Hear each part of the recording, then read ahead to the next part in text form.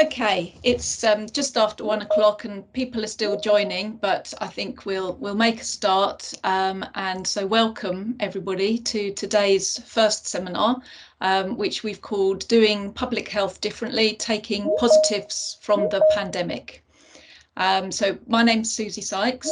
I'm Professor of Public Health and Health Promotion at LSBU, and I'm the Chief Investigator of First South Bank. So this is the fourth seminar run jointly by the collaboration of First Centres, and this seminar is being hosted by First South Bank. And it's really wonderful to see so many people joining the call, so welcome. We'll just run through a few housekeeping points before we begin. So we have a number of speakers today. You can see the programme here now. I will introduce each speaker in turn, but you'll see that we have scheduled in a comfort break halfway through for 10 minutes, and you'll also see that we've scheduled in time for questions just before we take a break, and also at the end of the session rather than after each presentation. But we will be monitoring the chat, so do feel free to add your questions as they occur to you, and we'll pick them up during the question and answer slots. And it would be really helpful if you could indicate who your question is for in that chat comment. So we've got a lot to get through this afternoon. Just another couple of housekeeping points before we move on. The slides have been posted onto our website, and we'll post a link to them in the chat so that you can access the complete set of slides. We will also be recording the session today, so if you don't want to be part of that recording, do please just keep your camera off. And unless you're called on to ask one of your questions, we would ask that you keep your microphones muted. So we won't be circulating the recording, but it will ultimately be posted onto the First YouTube site, and you've got a link to our YouTube site there, where our other seminar recordings are also hosted. And also, as a reminder, we do also have a website where the outputs from all of our evaluations are hosted, including those being presented today. And we also have social media accounts where we regularly post updates on our work. So do please take a look at all of the resources there, and we'll be kind of signposting a number of different evaluations today. So I know that there are many colleagues on the call who have worked with one of the First Centres and who'll be familiar with the initiative, but I'll just set the scene a little bit for those of you who are new to the First offer. So the first initiative was put in place in 2020 when NIHR recognised an opportunity to bring academic support to local public health teams across the Four Nations, with the ambition of providing timely, accessible and robust evaluations of local public health interventions. So 4 centres were put in place in 2020 and 2 more joined the programme in 2022. And I'm pleased to say that 2 more centres will begin work in 2024, giving us 8 centres in total. And we all operate slightly differently, but we all deliver on some core principles. So we work to produce evaluation findings that are useful for local decision making, but which also contribute to the wider public health evidence base. We all co-produce our evaluations with the local stakeholders, and we all work to ensure public involvement in all areas of our work. And we share our findings in a way that's mindful of the local decision-making timelines and requirements.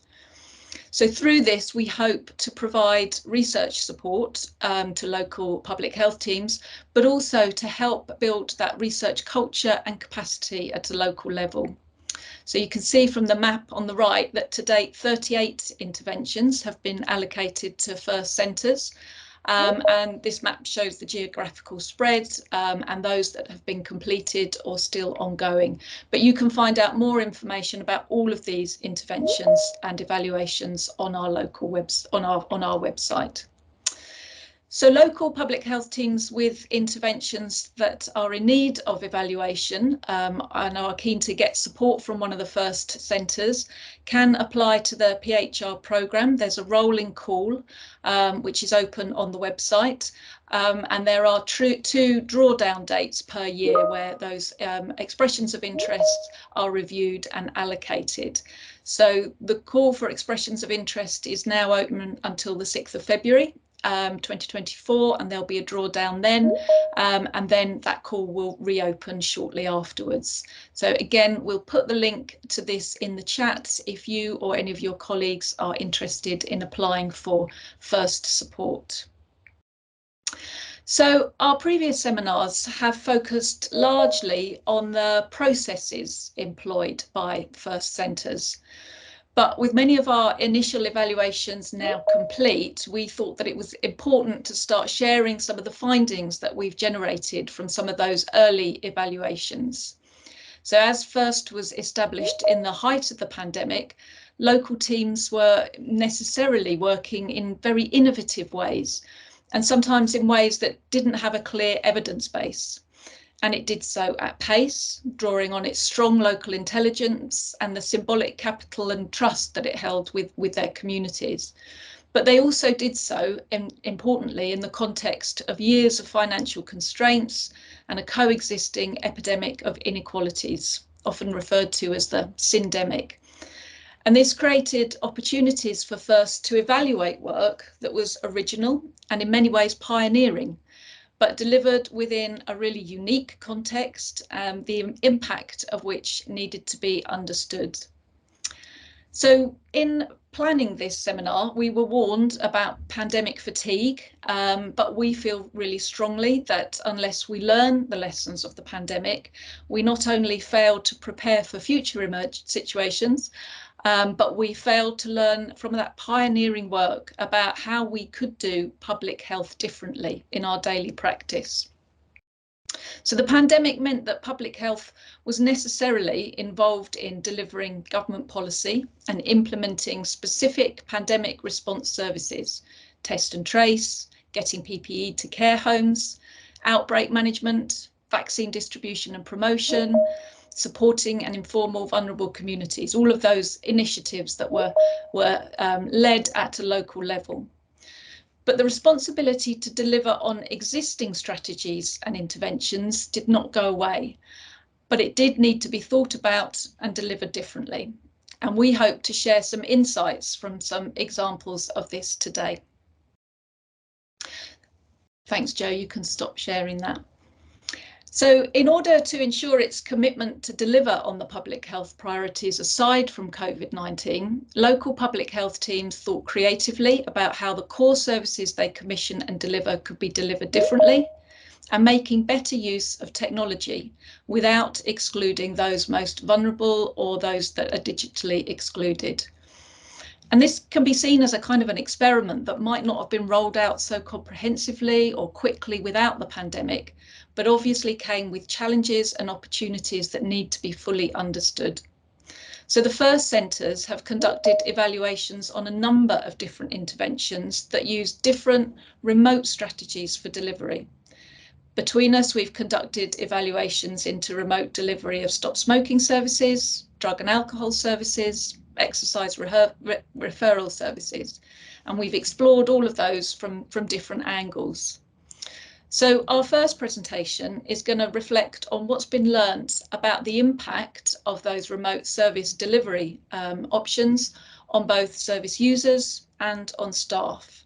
And I'm going to hand over now to Dr. Duncan Gillespie from FIRST Fusion, who will reflect on findings from an evaluation into a Living Well smoke-free service in North Yorkshire, as it transitioned into a blend of face-to-face and remote service provision.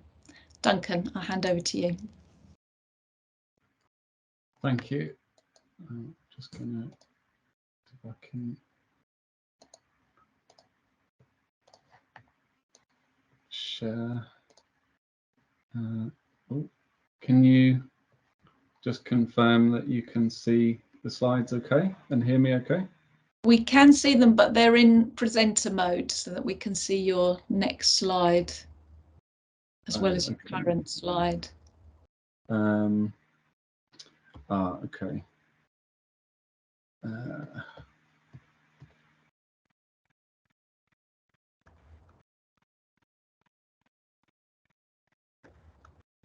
Don't know how to fix that. What about if I just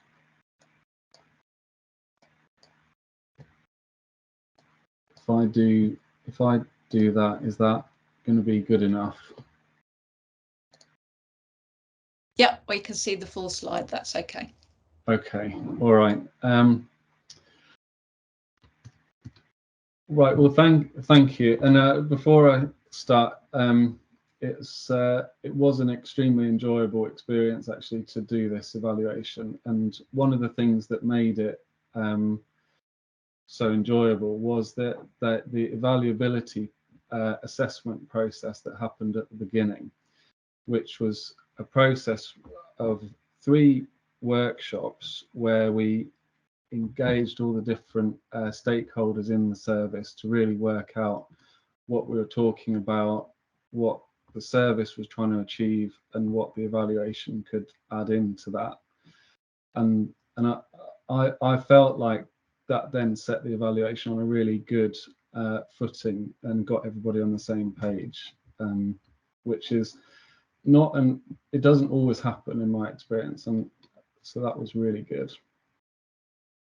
Now, the context for the evaluation was that the North Yorkshire Live and Well Smoke-Free service had to go completely remote in their delivery of support to clients during the pandemic. And then coming out of the pandemic presented an opportunity to reassess how the service was being delivered and to gradually reintroduce a face-to-face offering.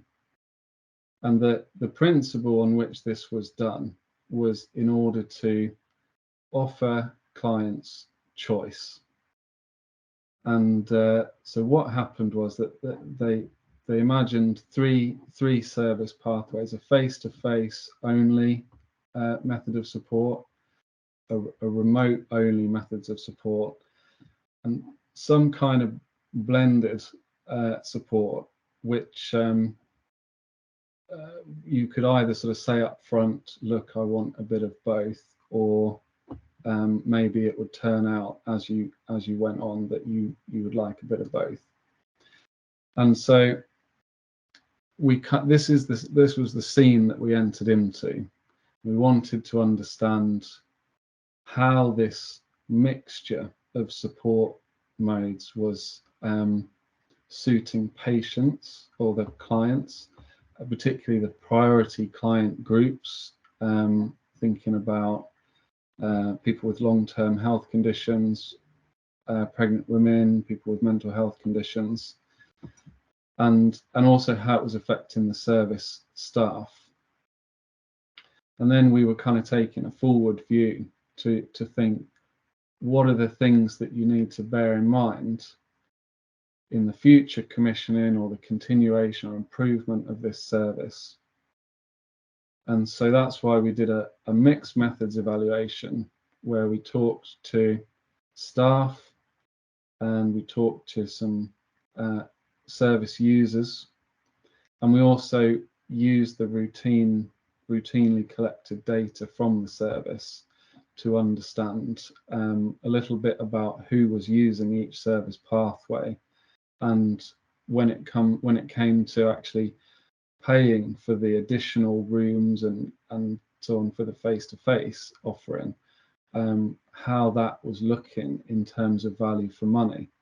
And then we actually got staff to reflect on that and what really was important.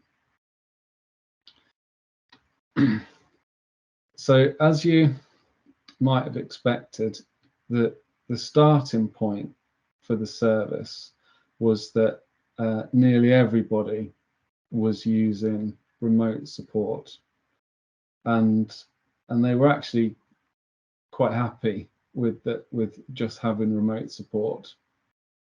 And obviously that was because you could only do remote support during the pandemic, so people had got used to it. But there were also some benefits that have been recognised, that it removed some barriers to engagement. It was more accessible, convenient. You could easily fit it in between things that you were doing without having to travel to a face-to-face appointment. But it was also recognised that there was a need for some kind of face-to-face support, and the main thing in that was that it provided that sort of greater depth of engagement, so that you could really kind of get into the support, the motivations, to get all those things that you couldn't really get remotely through that face-to-face contact. And that was that sort of starting point was reflected in the service use data that we saw throughout the evaluation. There's still a predominance of use of phone remote support only. And if you think about there's 3 priority groups that we looked at, because we wanted to understand whether there was a preference at all for remote support, face-to-face support, or hybrid support from each of the priority groups, which were pregnant women, people with mental health conditions, and people with long-term physical health conditions. And again, most of the time, people were choosing face-to-face support, and they were also similar quitting smoking outcomes between the different types of support. And yeah, it was hard to assess that with any certainty during the evaluation period, because the numbers of people going through the service were too low for any real statistical comparisons. But there basically wasn't clear evidence for a difference in preference or difference in effectiveness between the methods. But there was a clear difference in preference. Everybody was using remote. So we wanted to dig a little bit deeper and understand what was really the differences between remote or blended or face-to-face support from the perspective of service users and the service staff. And there were some clear themes, so that you got more privacy through remote support, but that came at a cost of not being able to do the carbon monoxide monitoring, which can be a useful feedback mechanism for the person quitting, and it helps to kind of get a really strong tick that this is a validated quit. And there was a bit of there was a bit of sort of discussion about whether or not it was better to develop that sort of quality therapeutic relationship through face-to-face, or was it better through remote? And it really kind of depended on the person, really. So that basically indicates that having an element of choice is going to be an advantage. But what was clear is that the remote provision was by far a very flexible option, and it just was able to fit into people's lives. And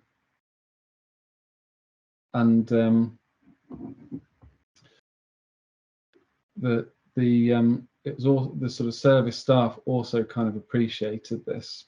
They could, the service staff recognised that they could still form good relationships.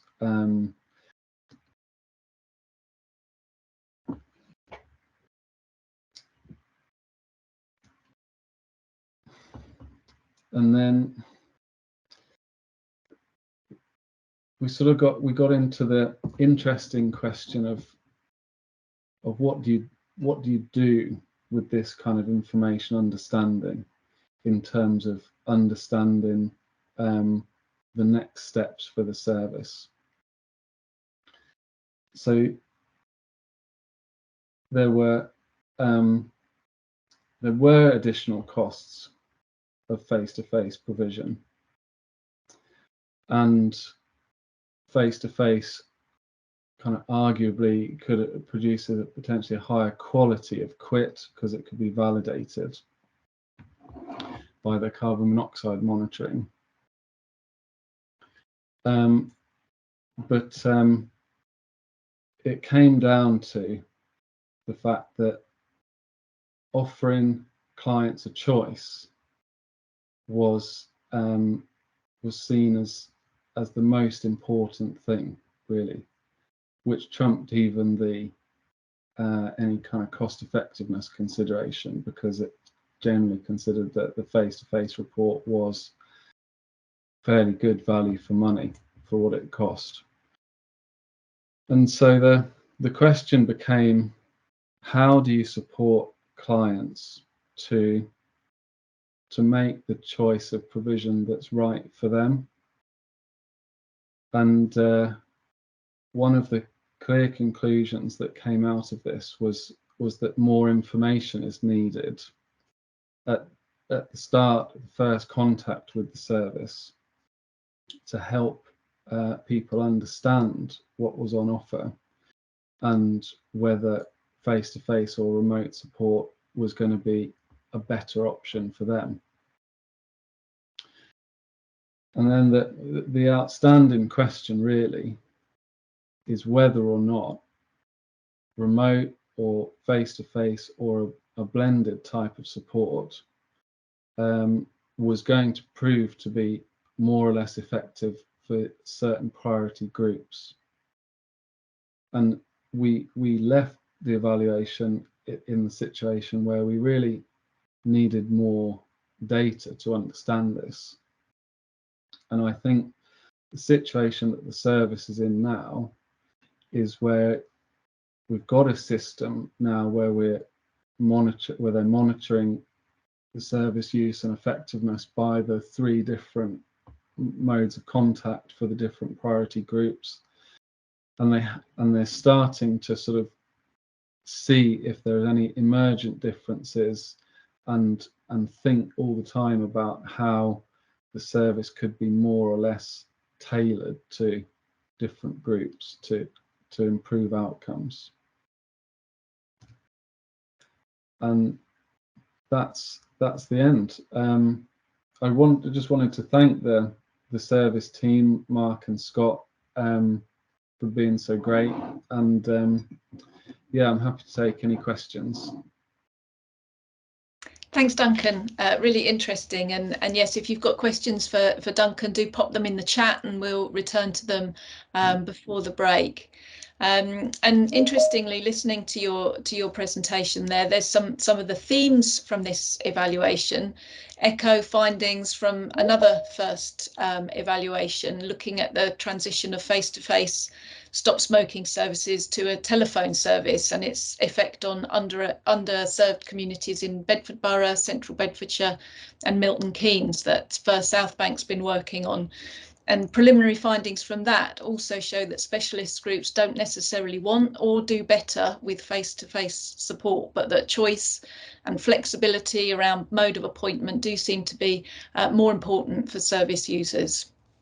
So while some services have reverted to pre-pandemic delivery modes, evaluations such as this, I think, are really important in helping us understand which of those elements of those innovations we should retain and which bits are problematic. And of course, an important consideration that Duncan touched on there for local decision makers is the cost effectiveness of these new models of service delivery are, and what the return on investment is likely to be. The economic component of our evaluation at First South Bank that I just mentioned into the Stop Smoking services compared telephone delivery with a mixed model rather than with a face-to-face model. And those that received a combination of face-to-face and telephone support revealed a higher cost per 4-week quit for the mixed model of £374 compared to the telephone support of £357, but that this was due to lower quit rates in the mixed model. So we'll be finalising those findings shortly, and they'll be available on the website along with the others.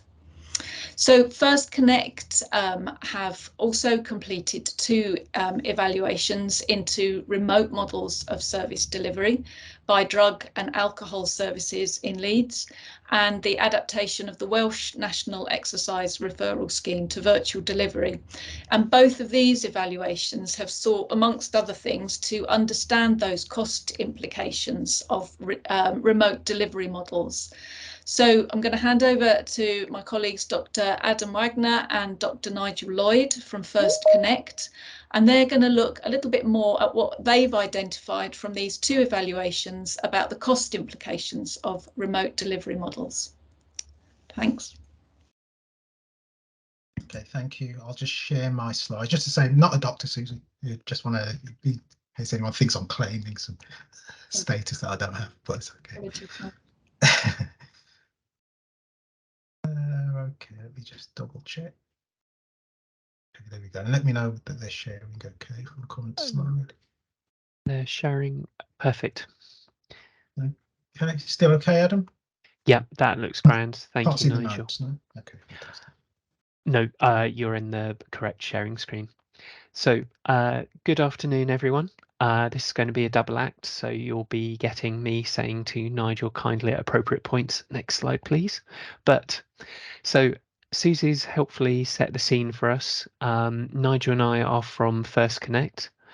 We'll be reflecting on evidence from 2 service evaluations which explored the impact of switching to virtual service delivery during COVID. These evaluations are being used to inform changes to these services, particularly in respect of whether to make use of virtual delivery. Though these evaluations were broad, we will be focusing on issues relating to the economics of virtual delivery, particularly with respect to cost effectiveness. However, before turning to public delivery, it's perhaps informative to consider what the NHS is doing with respect to virtual delivery. So next slide, please, Nigel.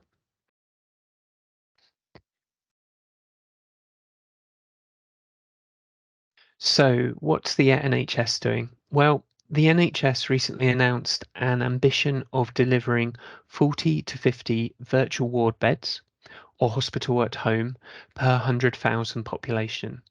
Why are they doing this?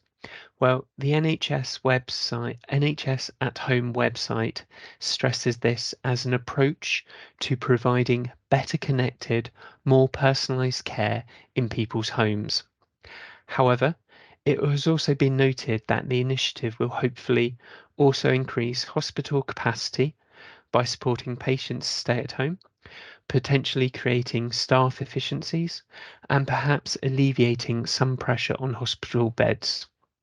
We would like to reflect on the potential efficiencies and their impact on cost effectiveness of adopting virtual offerings in the public health sector. So next slide, please, Nigel. So before considering virtual delivery specifically, it is useful to reflect on cost effectiveness in general.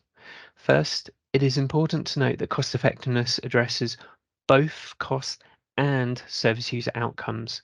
It is not just about making savings or efficiencies. So on the cost side, we can improve cost effectiveness by, for example, perhaps doing less, perhaps relevant where there's been scope creep, where services have tried to do more and more. They might want to think about cutting back to their core focus. Services can potentially choose less costly forms of delivery. For example, potentially delivering virtually. Can also think about improving efficiency, trying to deliver the same outcomes at reduced costs. Now, moving to the outcome side, we can improve outcomes by supporting service users not currently engaging with the service to do so, potentially supporting them to achieve outcomes that may not have been otherwise, and increasing the use of services by supporting service users in general to more easily use service offerings, hopefully helping them achieve better outcomes. So let's now think about cost effectiveness through virtual delivery. Next slide, please, Nigel. So now let's consider these in the context of virtual delivery. How might virtual delivery help with these approaches to improving cost effectiveness? Virtual delivery may support a reduction in costs by providing a useful disruption. For example, we saw the COVID disruption that allows services to think about their offerings and whether they need to refocus them. Potentially, it might reduce delivery costs. For example, less staff time spent traveling, or perhaps not having to pay for hiring rooms. Improving efficiency. For example, group sessions can be more easily delivered to larger groups. And virtual delivery may improve outcomes through its potential flexibility. Service users who may not use the service otherwise may be able to do so, and others may be able to use more service offerings more easily, perhaps, for example, by spending less time traveling to appointments. However, it is worth noting this technology is in its early stages of use and adoption. There may be other benefits, and of course, there may be negatives. To inform this, we consider findings from 2 of our evaluations at First Connect, starting with NERS. Next slide, please, Nigel. So this is an evaluation of a national exercise referral service in Wales. People are referred to this service for support in increasing levels of physical exercise. Having undergone an assessment of individual needs, the main NERS offering consists of inviting participants to group exercise sessions led by staff. First Connect evaluated NERS' switch to virtual and remote delivery in response to COVID, which included elements exploring changes in service user outcomes and experience, staff experience, and the cost of delivering course offerings. We focus on the last of these today. Next slide, please, Nigel. A key finding in our evaluation was around safety concerns in delivering these group exercise classes virtually. It was determined that 2 staff members were required to deliver virtual sessions. One leads the session, while the other staff member monitors participants for safety and engages with elements such as chat use. This contrasts with in-person delivery, which utilises only 1 member of staff. Similar considerations led to virtual class size being restricted to 8 participants, though this number was rarely reached. Consequently, virtual delivery costs were higher through utilising an additional staff member, and efficiency was reduced. 2 staff were required to lead potentially smaller groups. Thus, in this service, we found that cost effectiveness was negatively impacted. We now, very briefly in the interest of time, turn to some highlight figures from this evaluation. Next slide, please, Nigel. Here we show the typical staff time estimated to deliver the different components of group sessions in the service's post-COVID offering, comparing in-person sessions with those given virtually. In the virtual delivery, some less time is spent on cleaning equipment and organising the room, but the use of a second staff member for safety during the exercise adds an additional 20 minutes overall to delivering a virtual session. So if we now move to costs on the next slide, please, Nigel. We can then consider the cost to the service of paying staff to deliver these different alternatives. The cost per session for virtual delivery is unsurprisingly higher, given the greater staff time required to deliver the sessions, approximately £39 versus £33. Cost per service user depends on the attendance. In the immediate post-lockdown period, service records indicated that average class size for in-person sessions was slightly less, approximately 4 versus 5. However, there was a notional fee charged for in-person attendance of £2 per person. Taken together, cost per service user per in-person session was lower, around £6 versus £7. However, some factors it's important to note. This comparison does not capture the greater demand for in-person sessions. Many regions were only delivering 1 or 2 virtual sessions per week. These are immediate post-lockdown attendance rates. They may well have changed in due course. Also, in this particular setup, the NERS budget does not pay for room hire. This is provided by local authorities from other budgets. With that, I'll hand over to Nigel to talk about our second evaluation.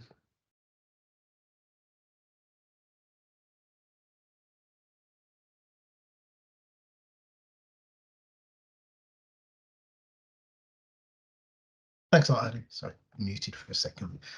Thanks a lot. So this next example we'll use to illustrate cost effectiveness of virtual service delivery is a project that was our first evaluation, and it's an evaluation of remote delivery of drug and alcohol support services across Leeds. Similar to the Welsh NERS evaluation, this evaluation was concerned with the shift from in-person to virtual service delivery in response to COVID. And one key focus for the health economic evaluation was exploring the costs and the resources involved in delivering in-person versus virtual group sessions, and those virtual group sessions were held via Zoom. In terms of findings, one key finding was that virtual delivery was more costly than in-person delivery. So £132 for virtual delivery versus £79 for in-person delivery. And this was primarily due to the fact that 2 staff members were needed to deliver virtual sessions and 1 for in-person. Importantly, average group size tended to be larger when sessions were delivered virtually. However, even with this increased capacity included in the analysis, costs per service user were still higher for virtual delivery, so £5.17 versus £4.94. In terms of lessons learned for virtual cost effectiveness, there were some similarities in the key learning that was gained from the Welsh NERS and the DAYS evaluations. Firstly, the safety of service users is a key issue when delivering virtually. That came through quite clearly. It was something to be considered for both evaluations and in both types of project, but particularly a concern for the DAYS project, the drug and alcohol evaluation, whose service users obviously had substance use issues. So, for example, staff stated that they sometimes found it difficult to assess the condition and the recovery progress of service users virtually because of limited visual and sensory cues that were available to them. For instance, when they were assessing service users via video call. Another similarity was that virtual group meetings tended to require 2 staff members, 1 to lead a session and 1 to facilitate the online engagement, and Adam's already sort of mentioned that a little bit for NERS. Also, there were potential additional costs for both DAYS and Welsh NERS when delivery was virtual, and a couple of examples were that staff working in new ways might require additional training in order to do so effectively. And there may also be new overheads that come about when delivery is virtual. For example, for DAYS, staff discussed virtual delivery leading to service users contacting them in ways that they hadn't typically done before, such as via email. In terms of some key differences, for DAYS, there was a greater sense than for NERS virtual delivery being good for some service users and less good or bad for others. And therefore, sort of sense that there's a need to potentially, at least, to assess on an individual basis the suitability or not of supporting the service user virtually and whether virtual delivery will work for that service user. There was also evidence of a potential false economy in days that wasn't found in NERS. We found that the initial holistic assessment that was conducted for service users, it could be delivered more quickly remotely, but might also result in less detail being collected because it was done remotely. And this could then lead to additional future work being required by the staff member to gather the information that had been missed.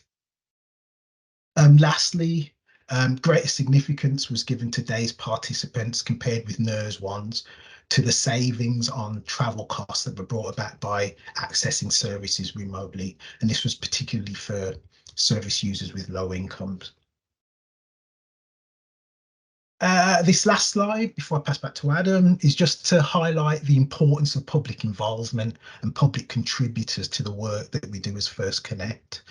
As the slide says, public involvement really is a key component to our approach. And we actually now have public contributors embedded as researchers into each of our research teams on each of our evaluations. So for both NERS and DAYS evaluations, public contributors were involved in sense checking findings, and their contributions were really, really important in highlighting particular issues for service users that are in the data or in the findings, and in really keeping us focused on addressing the impacts for service users. At the bottom of the slide are some of the cost and resource issues for service users that were highlighted by both evaluations. I won't go into them more in detail, but the first ones relate to the digital divide and digital exclusion, for example, and issues with service users perhaps not being able to access remote delivery because of a lack of access to the internet or to digital devices. And there are also some issues related to new costs and savings that might come about for service users because of delivery being virtual. Okay, and back to you, Adam. Thank you very much, Nigel. So, in concluding, we've shown evidence that virtual delivery is not necessarily cost saving, particularly impacted by concerns around safety. More qualitatively, we also found staff highlighting new overheads created by offering virtual delivery.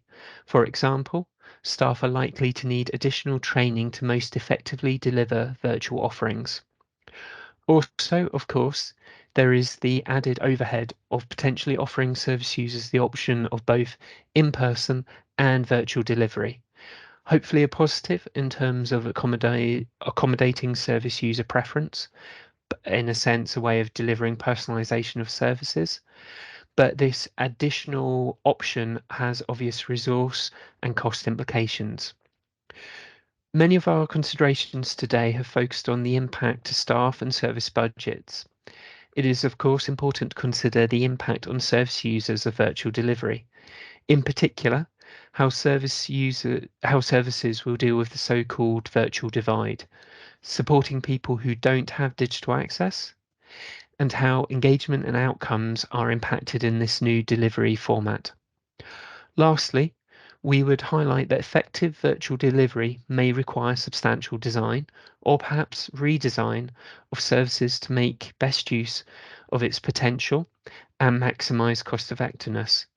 It may not be as easy as just delivering in-person sessions and shifting that to do it over Teams.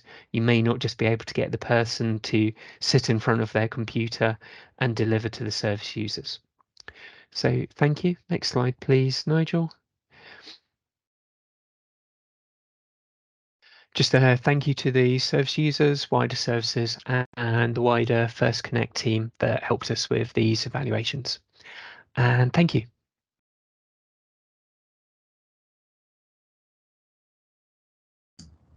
Thank you both for that really insightful kind of feedback from both those evaluations, showing the complexity of some of the data that you found, the implications of these new ways of working, and the kind of the difficult decisions that then leaves public health teams to make in the future planning of their services. So thank you for that.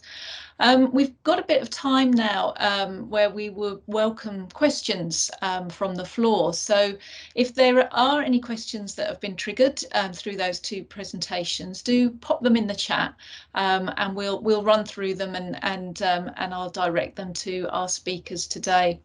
Okay, so just scrolling back, I can see that there was a question for you, Duncan, which you've answered in the chat, but perhaps which you could just expand on a little bit and share your thoughts on. So we have a question about the issue of people quitting smoking without CO validation, and the extent to which service users may be saying they've quit when perhaps they haven't, and also the issues that raises for the general kind of data collection that takes place at a local level that we might be relying on when we're evaluating through a first evaluation. What are the implications for service evaluation from issues such as this? Duncan, any thoughts? Yes, so carbon monoxide validation of quitting basically means that you blow into the monitor, and if you blow a certain low level of carbon monoxide, then you can be sort of adjudged to have to genuinely have not smoked.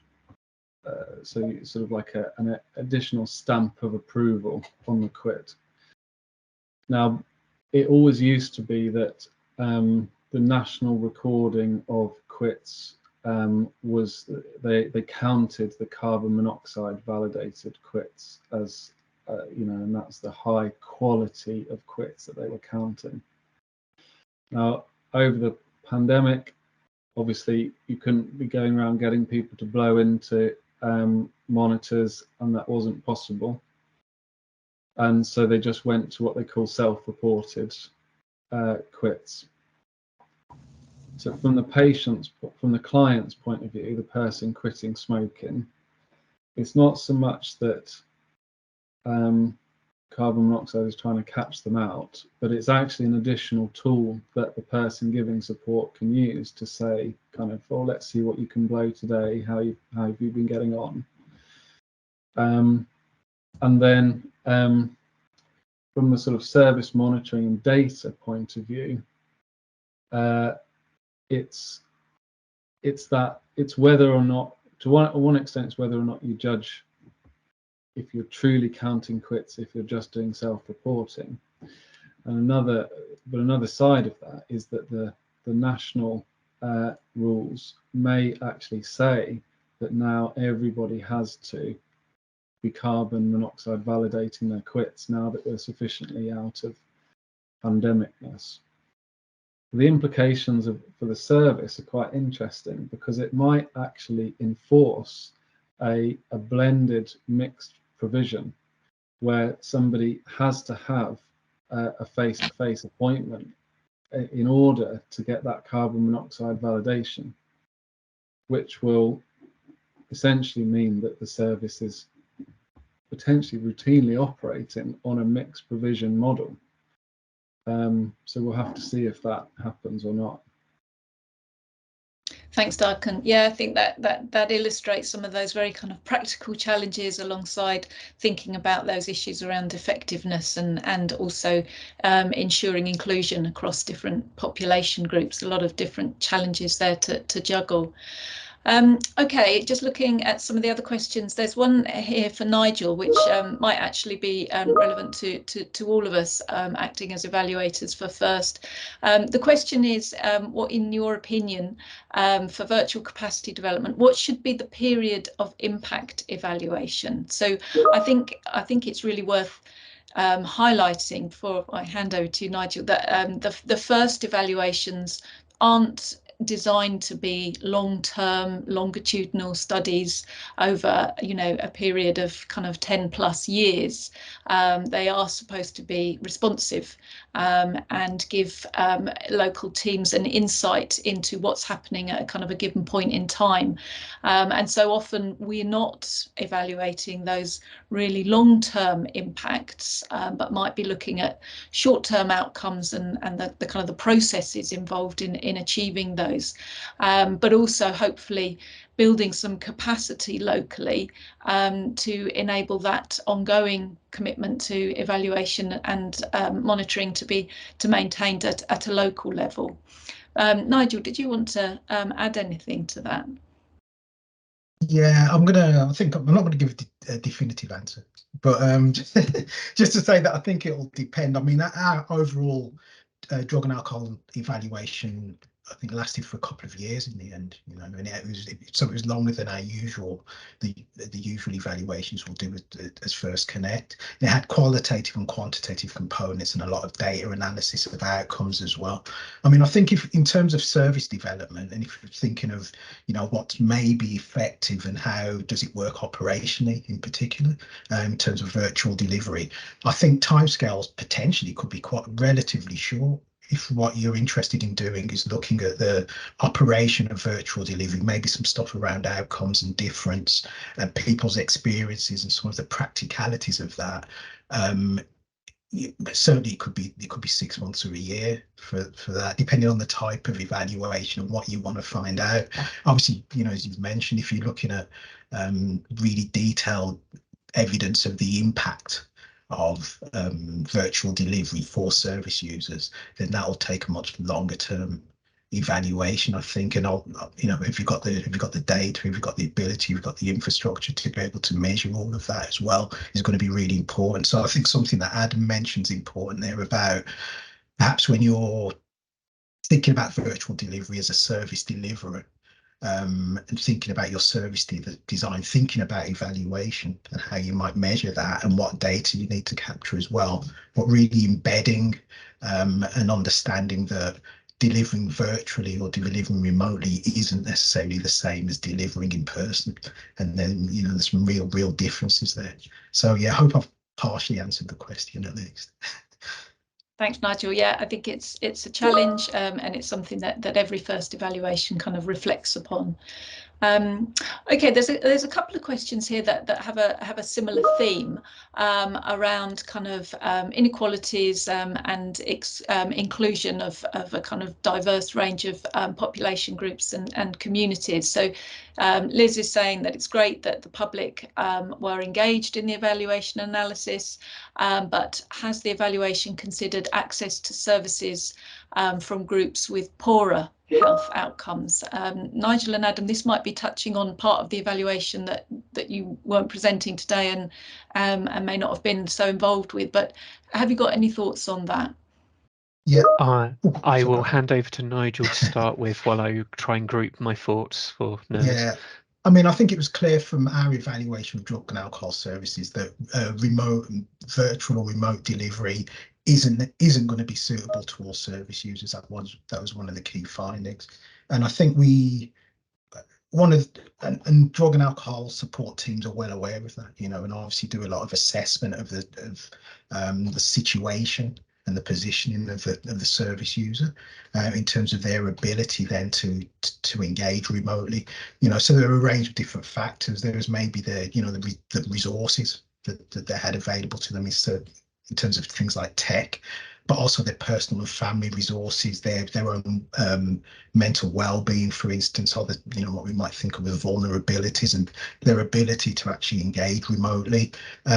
So yeah, I think all of those things are, really important considerations. It's certainly the case that accessing services remotely or virtually will not be I don't think, the ideal scenario for all service users, but it might be very well suited to some, but potentially who are in a better position to access. One thing that stood out for me for days was some staff noting that For service users who weren't able to leave their homes, it was quite transformative because previously staff would see them infrequently because it would have to be a special trip to leave the base to be able to go and visit them at home. So it was much more transformative to be able to engage with that and have that flexibility. But as Nigel says, yes, it doesn't work for everybody. We had staff noting that the rapport that they could develop with some service users was much poorer, and so being able to judge whether the person was actually avoiding substance use or not was much harder to judge. And also in valuing service offerings, potentially they would cancel a lot closer to the appointment than not. Anyway, I should be commenting on NERS. I think my honest answer has to be, I do not recall that part of the evaluation. Inequality was looked at when we considered the other quantitative outcomes. But apologies, I can't remember the results there. I would direct people to the evaluation page for this project, where we'll hopefully be publishing soon on the quantitative outcomes, which looked at, I think, amongst other things, the index of multiple deprivation, I believe, was included within that to engage with that. But I would say the NERS group was more homogenous than the DAYS group by the nature of it was a more specific service, whereas DAYS was right from alcohol to drug and alcohol use. So obviously a much more variable population. Yeah, it's that issue of choice and that need for personalisation is very clear there. And there's a couple of comments in the chat that reflect that. So Sean's saying that there's a divide in the NERS programme, with many people being afraid to use the remote delivery because of those digital fears or digital exclusion. And a lot of people use the in-person option as a social event, which is, you know, that social aspect is so important. And a limit of 12 people was reduced to just 5 post-COVID. She says, imagine all the grey-haired ladies of a certain age vying for the limited places. That's an important insight, isn't it? Yes. And Helen kind of goes on to put the other side of it and says that there are people with diverse disabilities who may in fact prefer the virtual as their choice, and asks whether or not the evaluation considered that and tried to understand how people with different disabilities may have felt about having a virtual space as their choice. I don't know if there's any reflections on that from anyone. The definite was in the drug and alcohol evaluation, for instance. I think Adam's already mentioned it a little bit. You know, people who,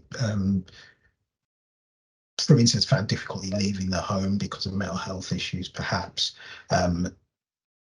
really did like the ability to have a remote option there available to them. So I think mental well-being, and also physical disability as well, and the inability and difficulty of getting to a hub building, you know, that might be a bus ride or two away, for instance. Yeah, so it really helped with that. Yeah, thank you. Okay, we'll take one. We've got one last question. There are some others in the chat, and we'll try and answer them directly in the chat. But just one last one to throw at you all before we go to a break. When it comes to influencing decisions on service commissioning, what timescale of evaluation do you feel would be large enough in order to be influential? Any thoughts on that from any of you? Get out clause of it depends. Yeah, that sounds like I'm being awkward, and maybe I am to a degree. It depends on the offering. How long is the program? What is the kind of behavior change that it's trying to bring about? I think all of those have a impact on that. Also, how long it will take to embed the new thing that you're trying to do. If it's a very simple offering, if the service only does one thing, more towards the NERS offering, I can see that potentially being easier to evaluate than something like DAYS, which is multi-component, multi-intervention. that I would imagine will take a longer evaluation. Thanks, Adam. And then briefly, Duncan, and then Nigel. Yeah, I think there's a difference between what we would call a formative evaluation, where we're trying to measure cost effectiveness, or in that particular state of service implementation, which is going to normally, for new services and services like we were evaluating, it's going to have a big learning curve, an improvement and trying things phase. It's just not realistic to be saying that any cost effectiveness evaluation at that point represents the true potential of that service. In that case, the cost effectiveness information can help to say, you monitor where you are, and you can sort of use that as information to inform your next decisions about service improvement. And it'll be a long time down the road before you could really do that kind of summative, what, you know, is this sort of service value for money? Thanks, Duncan. Yeah. And Nigel, in a sentence? Yeah, very quick. I was just going to say, I think what's really important as well is the timing of the evaluation, you know, perhaps in terms of the commissioning cycle. So we've just done a piece of work, for instance, in Walsall about workplace health and well-being, and we came up with some early findings and fed that then into their invitation to tender. It's ended up in their service specification. So, you know, in terms of informing what happens commissioning and practice-wise, I think that timing of evaluation in with the what the local authority is potentially doing is important as well. Thanks, Nigel. Yeah, and understanding those local decision-making timelines and priorities is a really important part of the conversation that First will have with the local authority right from the beginning. Okay, so we've run slightly over. We're going to go to a break now. So welcome back, everybody. I hope you've had a chance to take a bit of a break. And if you thought of any questions during the break about any of the presentations so far, do just pop them in the chat and we'll make sure that we return to them in this second half. So we're scheduled to run until 3 o'clock, but appreciate you all have heavy diary commitments, so that you may need to rush off at the end for other meetings. So we're just going to put our evaluation form, the link to our evaluation form, in the chat now, and we would ask if you could complete this before you leave. That would be really helpful. And in particular, we'd like your thoughts in this form on some of the themes that you'd like to see us focus on in future First seminars. Okay, so we'll move on now. We've had a chance so far to reflect on what's been learnt about new modes of delivery and their impact on service users and providers, and also some of the cost implications of those novel ways of working. But we're going to move on now to our third theme, which looks at what we've learnt about working with communities during the pandemic. So working with local communities, and in particular with vulnerable communities, as we've reflected on in the first half, has always been an important function of local public health, but was perhaps even more important during the pandemic. So the need to communicate at pace, complex and changing information that we needed to be trusted and which required immediate action was essential. And interventions that we've evaluated shows a number of ways in which local teams approach this. So we're going to hear now from Professor Daniel Frings, who will talk about an evaluation in Essex, where the community engagement team sought to work differently to communicate with local residents during the pandemic, drawing on local assets in the form of local social media figures or influencers and locally based community Facebook administrators, with the ambition of providing both information, but also as a way of generating social action and community support through social media. Dan, I'll hand over to you.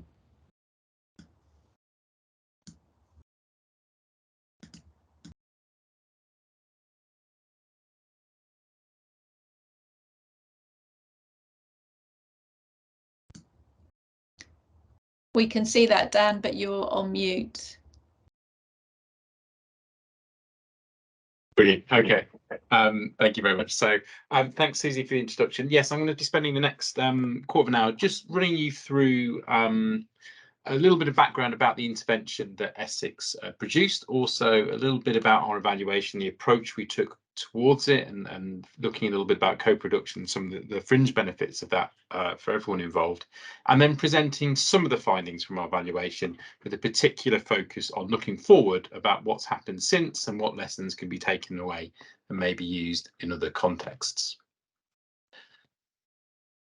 So the ECAS intervention was the Essex Coronavirus Action Support, and it's a collaboration between Essex County Council and the Essex Public Health Team, but also really importantly, an awful lot of people from Essex who had nothing to do with local government or public health before, particularly moderators and facilitators of popular Facebook groups.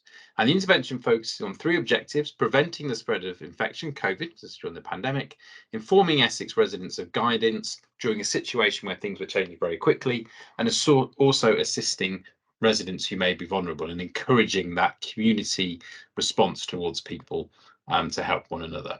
So the ECAS Facebook page was created on the 14th of March in 2020, so just in the early stage of the pandemic, when there's a lot of guidance coming through very quickly.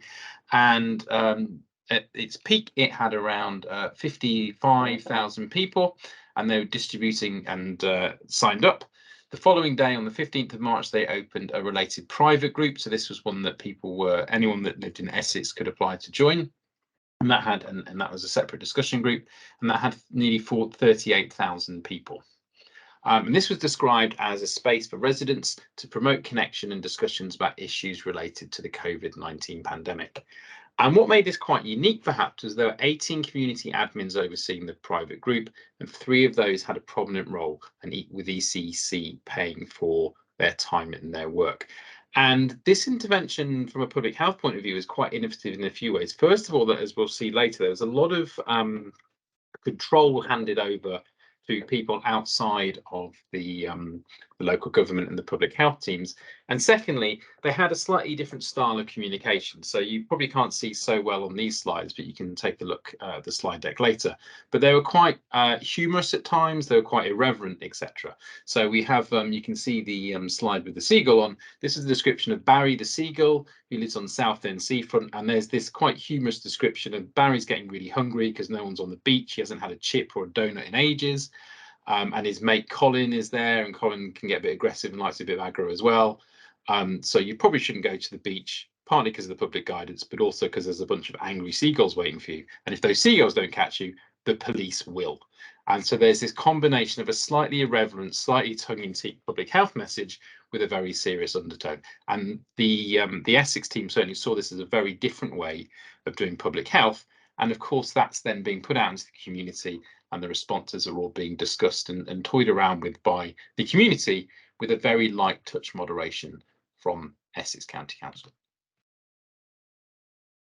So I won't go through this whole logic model now, because I'm not sure that's particularly helpful for here, but I wanted to highlight that actually one of the things we did early on in our intervention was work up a logic model with the ECAS team to help us understand what the intervention looked like, but also I think to build upon the existing logic model they had, which helped them understand it as well. And actually this means that they've been able to roll out to a variety of different topics a similar model, with a framework, if you like, guided by this logic model, which helps them make sure that the things that they think our evidence suggests are working, and the kind of active ingredients of these interventions are working. So the model, if you want to take a look at it, illustrates the resources, activities, and outcomes that underpin this, and of course helps us guide our intervention. So we were looking very much at those early interim outcomes. So our project aimed to evaluate ECAS through the following questions. The overarching question about how effective a digital community development approach is during a pandemic, specifically how successful the intervention was at meeting its aims to improve health literacy, increase protective behaviours, and also help people connect and help one another.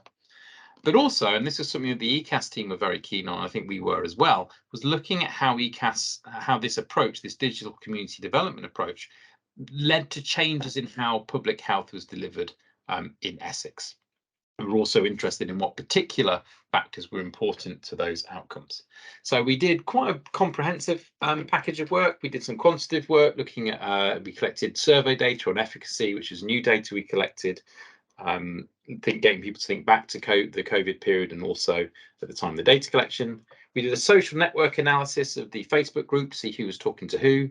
That was accompanied by a sentiment analysis as well, so to look at who was saying what and when. We also did a separate, more qualitative discourse analysis and conducted a number of interviews with public health staff, Essex County Council, Facebook administrators, a whole range of people. And what I'm going to focus on today is not the findings in a very granular level, but more think about the top level things about what was achieved, what changed, and what sort of things people have taken away and are using in their current practice. So in terms of social action, what was achieved within the Facebook group interactions? Well, our discourse analysis and our sentiment analysis suggested the group provided a space to express dissatisfaction. So there was a sort of venting type function that this group served, which let people share some of their frustrations around confusion, share some frustrations around ambiguity, and have that held in a space by the community, but with some steering from the admins as well.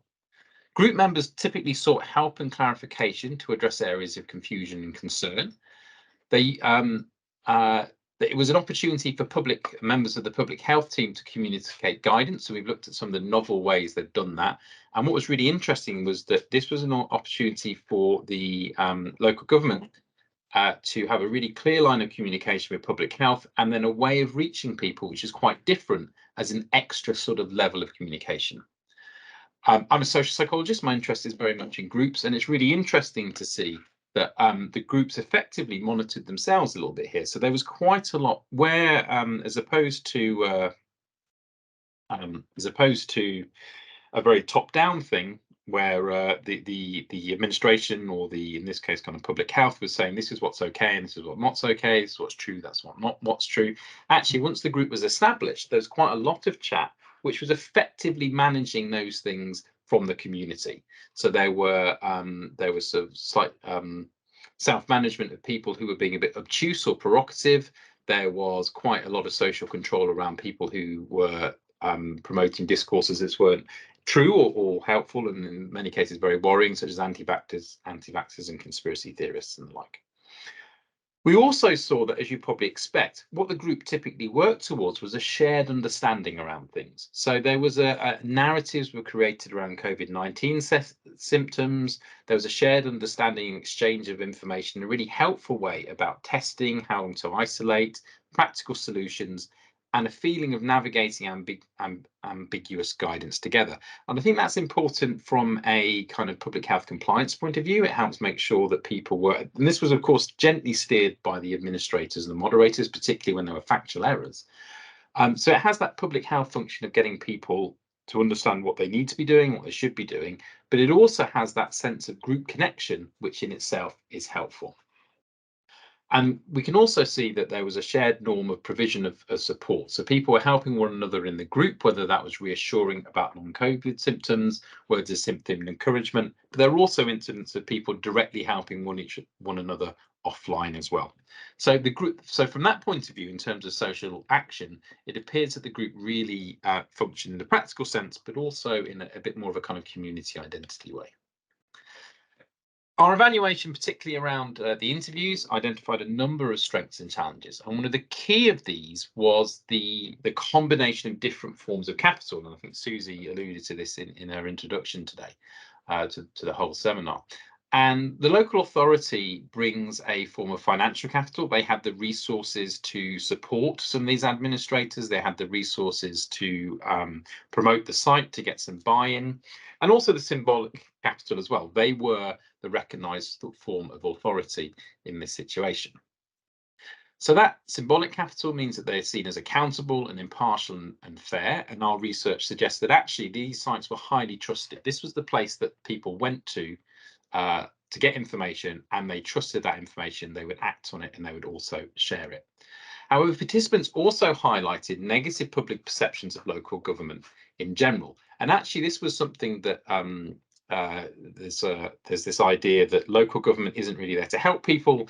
It's there to, as the quote says, people don't love local authority. They think it's all about dog poo, potholes, and taking your children away. So that in itself kind of presents an obstacle for local authorities to reach out and engage with people at scale through these sorts of social media interactions. That's where the social media influencers come in. They bring in some social capital, they bring in some authenticity, and they also bring something which is earned trust. These are people that are typically quite prominent in the local community, particularly online, and they are seen very much as an us. If there's any othering of the council, that's diminished by having those social media influencers on board.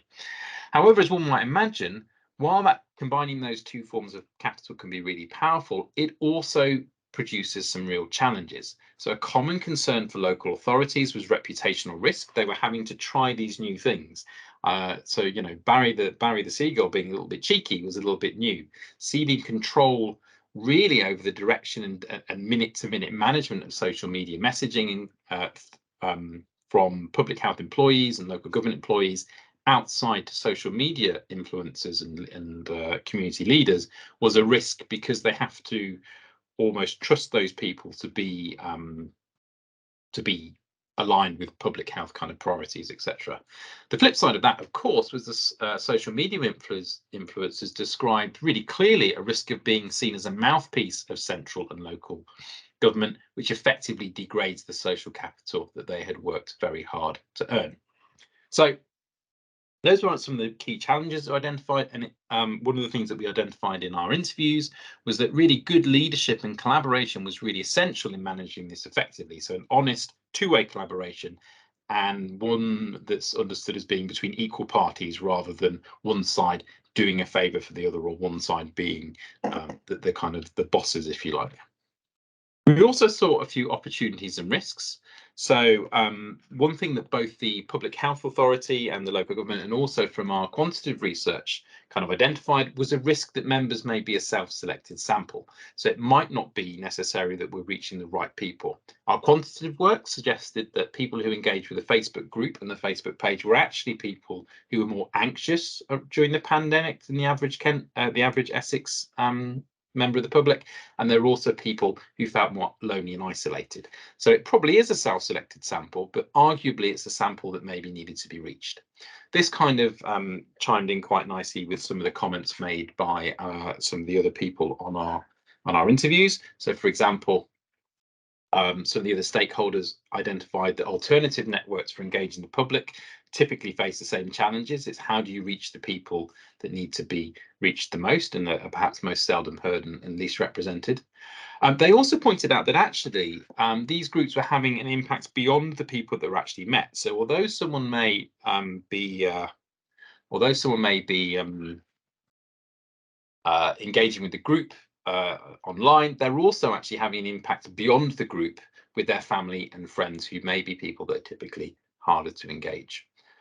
They also highlighted that because of the nature of the funding and the nature of the opportunity they had, they really use Facebook, and we all know that Facebook hits one demographic and there might be other platforms that are more suitable. The things that seemed to work really well were being responsive. So the fact that the administrators had a degree of autonomy means they could work very, very quickly, and they could effectively communicate information and clarify ambiguity. Because they were this collaborative model and the shared authority, there was also the ability to be very consistent in moderation. The use of local influencers and social media experts made that they could come up with understandable, attractive and different content, which we talked about already. And that led to a sort of community feel of warmth, kindness, authenticity and honesty. That, combined with a direct line to public health authorities, meant they had evidence to challenge misinformation, and there was lots of opportunity for creativity as well. So I just want to finish up in the last minute or so by thinking about a few of the lessons learned and how that's been applied looking ahead. So, as I've said already a few times, the thing that seemed to be the most active ingredient in making this work was a collaboration between local authority and grassroots social media. We argue in a number of the publications arising for this that while this is definitely a viable alternative to a traditional method of communication, it needs to be seen as an adjunct or an amplifier. This isn't something that replaces traditional public health messaging. It just reaches a different sort of group of people in a different way and draws on some different strengths. However, it requires a degree of risk tolerance, and it requires really clear social support from local authorities to make sure that everyone understands what's happening and everyone's prepared for some of the things that might happen. You also need to have a good level of social media administrators and content producers who also know a lot about the locality as well. So I think as a result of this, I think what we can some of the key findings are that there's an opportunity really to capitalise on the trust of the public, particularly via external stakeholders, and that lets you leverage like trusted members of the community to really help deliver public health in a new and quite effective way. Within the Essex County Council, there's a real legacy on talking differently with residents. So there's this more of a dialogue approach. There's more of a form of thinking about how we meet residents where they are and with the viewpoints and the concerns that they've had, and also the use of humour. And that's led to some upskilling of the public health team, engaging the communities. They've also thought, Essex County Council has also thought a little bit about collaboration between their comms team and public health, and they've introduced a new comms and P8 public health role, which is sitting in the communities team, but also part of the communications team, and that helps them understand how to bridge both of those worlds and provide communications, which is really effective. And as a result of this, just to wrap up, this model has been applied in Essex across a range of different topics now, from men's mental health through to supporting refugees from the Ukraine. And I think the evaluation from what we've heard from the Essex people, I'd be really keen if any of them are online today for them to offer some comments, is that the process of going through the evaluation was also a chance for them to reflect on what worked and what didn't work, and also have the evidence to support what they were doing, which lets them move from trying something new to that evidence-based approach. So I'm really, really pleased that myself and the team could be a part of that journey. So I recognise I've overrun by a minute, so I will wrap up there, and I'd thank you all, and I'll look forward to any questions. Thanks, Dan, and I can see there's already some questions in the chat, and we'll come back to them just before the close of the seminar. So do add any other reflections or comments that you've got for Dan in the chat. And some really interesting findings there, stressing the importance of those different types of capital and the value of those local trusted assets in carrying out the public health functions. And we've seen a range of different strategies used by local teams where they've employed community champions, and I can see someone in the chat has made that kind of association with community champions or community members who volunteered to promote health and well-being or to improve the conditions in their local communities. And they were seen as an important tool in a number of different interventions to boost, for example, uptake of the vaccine and so on. And several of the first evaluations have explored this, and you can see the findings on our webpage. So First Fusion has been working with 3 local authorities across West Midlands to investigate the extent to which their activities are transferable to other public health areas of work. And First Connect have been working in Southampton to understand how COVID Community Champions programme involved members of the public to help share accurate information again, and how to keep themselves and their families and their communities safe. So we've heard so far from some of the academic members of the different FIRST teams, but now to get an understanding a little more about how public health colleagues are working differently as a result of innovations in the pandemic, and in particular what they've learned from having their interventions evaluated by a FIRST team. My colleague, Professor Jane Wills, will host a panel discussion with Jane Hamuka from Sandwell Council and Mary McKibben from Public Health Wales. So Jane worked on an evaluation of COVID community champions, and Mary Ann was part of the evaluation of the Welsh National Exercise Referral Scheme. So I'll hand over to you now, and interested to hear your reflections. Thanks, Jane. Thanks, Susie, and thank you, everybody.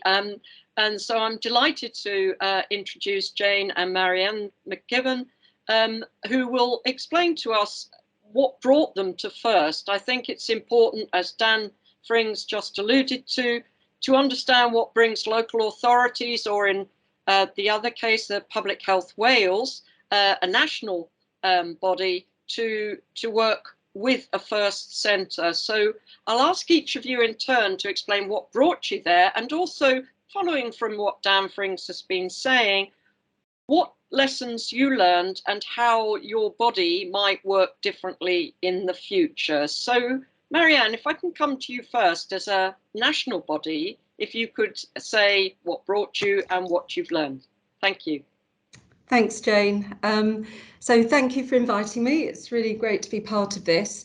I think from our point of view, we were obviously, like everyone else, in the throes of a pandemic response. As part of that, we were having to find new ways of delivering our some of our core programs. We suspended a lot of our programs through the pandemic, but something like the National Exercise Referral Scheme, or NERS as we call it, it was really important to keep that going in terms of its role working with patients with risk factors or with chronic conditions, and sort of keeping them engaged really in exercise programs where possible. So for us, it was a kind of opportunity created by, if you like, almost like a natural, not a natural experiment, but something that happened as a result of the pandemic that wouldn't have happened otherwise. And even though we were really caught up in the pandemic response ourselves, we were all redeployed into that. We decided to kind of invest, if you like, the effort into applying to the FIRST programme to bring in some experts to undertake an evaluation of that sort of opportunistic, what does virtual delivery, how does it compare to face-to-face normal delivery? And bring in sort of not just experts, but capacity to do an evaluation that we otherwise would not have been able to do. We would not have had the capacity to do that ourselves. So for us, that really was the thinking for applying to FIRST.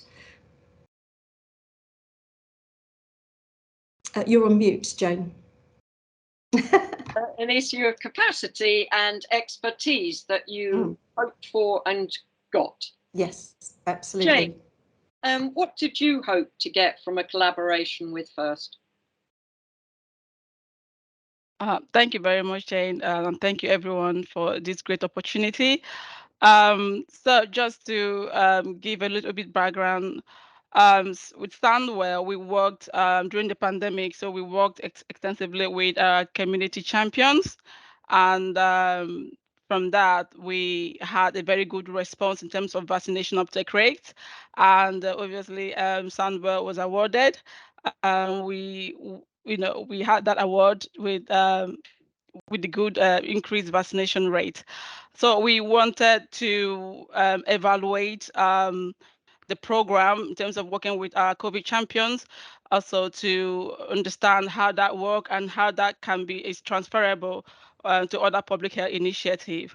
So my role was created as someone to work with the FIRST Fusion as an embedded researcher, to be the key contact within the 3 local authorities that were involved in the program. And from there, I also worked as a researcher within the council. So, not just from being just an embedded researcher, we hope to understand how the evaluation, process, how the team works, and to be honest, the genuine co-production aspect of it was really fantastic. I would say that gave us that capacity. In terms of within the local authority, we do not initially, before my role, we don't have that capacity, but creating this role, gave the local authority that capacity to get involved and participate in the evaluation. Thanks, Jane. And Thank you. Very interesting about the embedded researcher role, which we actually looked at in the last FIRST seminar for those that are interested. So we've heard from Susie about FIRST centres being responsive and the evaluations being time limited. What have you taken forward, and what will your body, your organisation, be able to take forward from the first collaboration when your relationship with the First Centre has ended? Marianne, can you say? So in terms of how we'll use the findings particularly, yeah.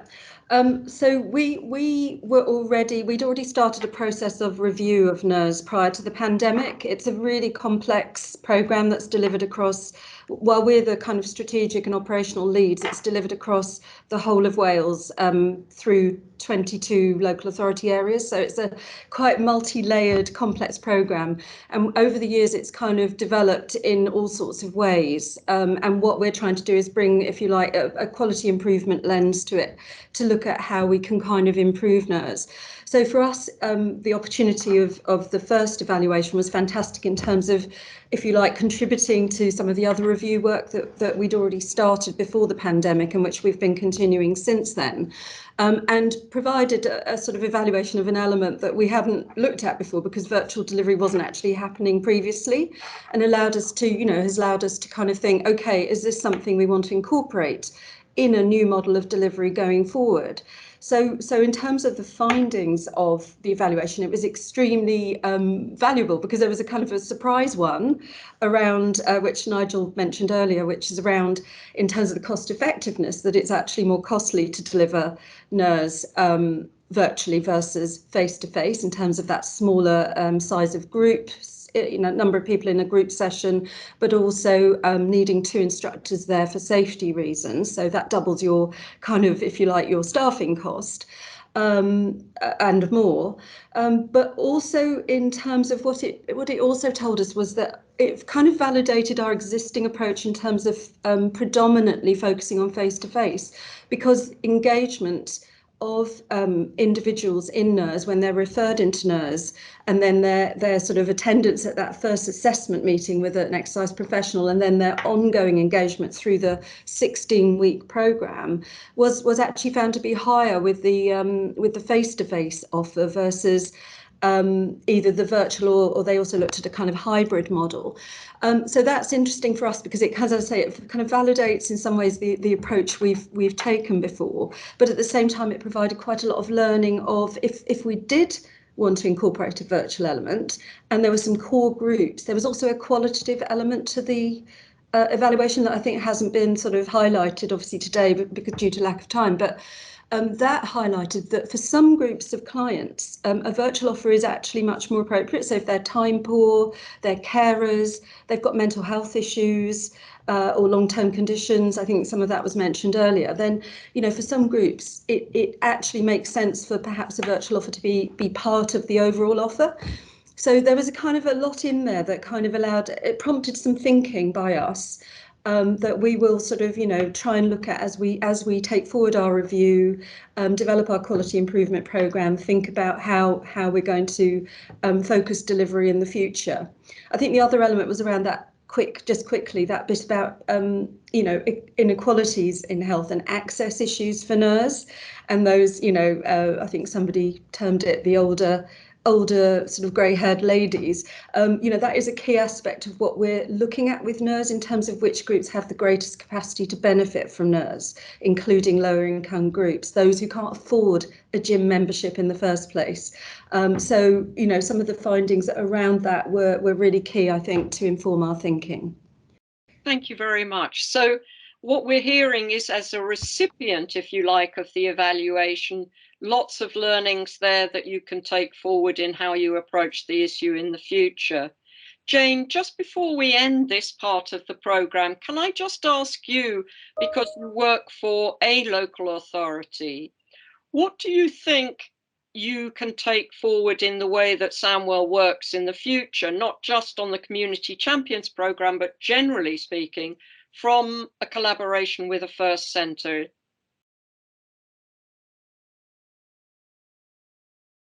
Yeah, there's a lot to take. There's a lot to take, both from the champion and from the First Centre. From the First Centre, one of the key lesson learned is the the collaboration. You know, we talk about co-production, but it comes in different ways. What is co-production? You know, so with FAIRS, we FAIRS work in such a way that everybody has a say, everybody have an equal input in this. So initially my role, like I say, was just to help be that key contact, be that person to help link FAIRS with the other local authority. But when I started working with this team, it's such amazing that I was part of FAIRS. I found myself as part of the team, not just a key contact. I contributed from the beginning to the end. I contributed equally with the team. So I had that equal contribution, equal say, equal way to influence the research or the evaluation, I would say. So it's really fascinating, and I would like to take that, you know, forward when I collaborate with other partners. I would love to see that equal collaboration, that's giving that power to influence. And it's not just myself, but also other key partners, the participants, the community have a say in the way we, the knowledge mobilization. It was not something that the FAIRS team decided and, you know, dish out to the communities, but the community also have a say how they want their report, how they want their lay summary. So that is really, really fascinating for me, I would say. As an early researcher, what I learned was just to sit down, dish out from the top and give it out to the people. But with FAIRS, everybody sit at the table and make decisions and say, this is how I want it, this is how it will look like, and then we agree and, you know, take that forward. So that is very, very powerful, I would say. It makes the community or the participants feel that this is not, we are not just giving to FAIRS to take and produce a report and, you know, put on their website, but this is something that we have co-produced. This is something that our voice is being heard. This is how we want it. So that is very, you know, this is something I would like to take forward within my role. Yeah. Thank you so much, Jane. I think that's a wonderful point for us to close this part of the session.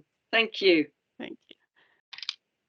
Thank you all for those reflections, and I think what's particularly striking, I think, Marianne, you said that, you know, that there are some of the findings kind of validated and supported what you already thought or about what worked, and that there were also some surprising findings. And I think that's fairly typical across FIRST evaluations, that it will reveal both, but that both are really important in that decision making. So interesting. Thank you both. So we've got a little bit of time now before we close, and so if it's okay, we'll just turn to the chat, and I can see that there are already some questions in there, but please do add any as you think of them. First one for Dan, if that's okay. There's a question here about, and I know the challenges that were involved in this, but there's a question there about accessing Facebook data for evaluation purposes. And I think it raises a really interesting point about a really rich vein of data that might be available to us for evaluation, but the challenges that come with accessing and using it. Any reflections, Dan? So yeah, two really. I think one thing I'm going to take away from this is scoping data out really carefully with all the partners involved, because I think we didn't necessarily have a shared understanding of, when we were saying, do you have this, that, and the other data? Our understanding of what we meant by that, and maybe some of the other stakeholders' understanding, was different, and that emerged later. And then it was a little bit challenging to kind of go back and rejig what we were doing for that. So I think there's a lesson there about shared understanding. In terms of getting the data down from Facebook, Facebook doesn't have an API which lets you scrape data down automatically anymore, for good reason, and from a kind of philosophical and slightly political perspective, I think that's probably a good thing, that no one can just kind of pay some money and drag all this data down quite that easily. The result was, though, that we had to manually pick out all of these comments, and because we had access to the group, of course, but we couldn't just pull it down as a big spreadsheet, so we had to manually pull it all down and put it into a big Excel sheet, and that's how we used it. So it was a labor of love, I would describe it as. There are other platforms that are a bit more open with their data, but Facebook not so much. So, and then of course you have to go through, and for the social network analysis we also had to code who was speaking to who as well, which was quite the task. Thanks, So Dan. a big thanks to the raters involved with that, actually. Yes, very rich vein of data, but a lot of work to access it and then to make sense of it. So something, yeah, for researchers to grapple with. There's a question here for Jane Hamuka. Jane, did you notice any vaccine hesitancy during your work with community champions? Any insights would be good to learn. Yes, I was just replying to that. Yeah, from the evaluation, we did notice there were some hesitancy in terms of some certain communities, especially the African Caribbean communities. But however, with recruitment of trusted voices as community champions, people they trust, community leaders that can, relay informations and dismantle some of the myths on social media, they were able to understand the need for the vaccine. And also from the evaluation, what we understand were that there was no pressure in taking this vaccine, but they were given the information to make informed choices. Thanks, Jane. Yeah, and the importance of those relationships again in making those informed choices. Yeah. Any more questions that anybody would like to pitch? I can just checking the chat. I'm hoping that we've covered everything, but apologies if I've missed anything. But I think that we have covered all of the questions that you've posed there. So I would just like to, as we kind of draw to a close, to thank everybody for all their contributions, and just to kind of reflect for a minute on some of those things that we've heard today. And I think the findings that we've heard from these different evaluations just demonstrate the agility and the creativity of local public health teams as they've kind of pivoted their services and drawn on those community resources to respond to the very unique challenges of the pandemic, and then to think now about how we take that learning and use it in our future planning and delivery of public health. So the pandemic clearly gave local public health the opportunity to do a number of things differently. And importantly, I think one of the things that it gave them the opportunity to do was to engage more effectively in that intersectoral working. So to be far more visible and to be called on across sectors, across policy directorates for collaborative working. And I think that has provided public health with a really important platform for future health in policy, health in all policy type approaches. And one of the initial first evaluations that looked at a regional approach to reducing the advertising of products high in fat, salt and sugar, part of that evaluation sought to understand some of the contextual factors that influenced that work. So work that wasn't kind of COVID specific, but that had been begun before the pandemic. And in that data, the pandemic was seen as a real barrier to work, and that wasn't surprising to us. It drew resources, time, attention away from that work. But what was surprising to us was that those involved also saw the pandemic as a really important facilitator of that work. So they felt it increased the visibility, the credibility of the profession, and also of them as individuals, as public health practitioners, and created a better two-way understanding of the different working practices, and created important relationships across directorates that were used for future work in different areas. So I think that's another kind of important outcome for public health. And again, you can read more about that evaluation on our website, which I keep advertising, but I hope I'm tempting you to go and have a look at.